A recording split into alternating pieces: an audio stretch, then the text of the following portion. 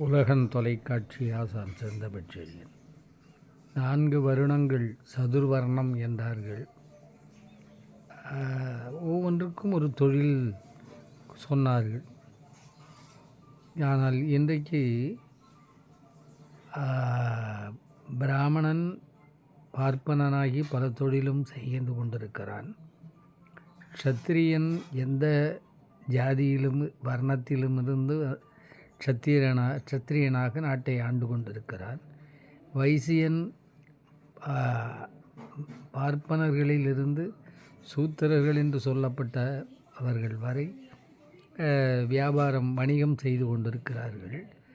வெள்ளாளன் நிறைய அரசர்களின் மூலமாக நிறைய நிலங்களை பெற்ற பிறகு 4 வருணத்தாருமே நல்ல நிலச்சுவார்ந்தர்களாக ஆகியிருக்கிறார்கள். அப்புறம் எதற்கு வர்ணங்கள் ஆசிரமங்கள் எல்லாம் வெறும் சிரமங்கள் அவைகளெல்லாம்.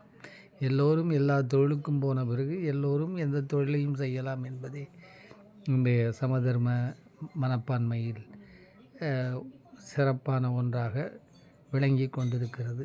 எனவே வர்ணத்தின் அடிப்படையில் தொழில் அடிப்படையில் தோன்றிய ஜாதி வேரூன்றிய ஜாதி இன்றைக்கு எல்லோரும் எல்லா தொழிலும் செய்கின்ற போது எல்லோரும் கிடைக்க வேண்டும், எல்லோரும் சமம் என்பதே சரியான ஒன்று.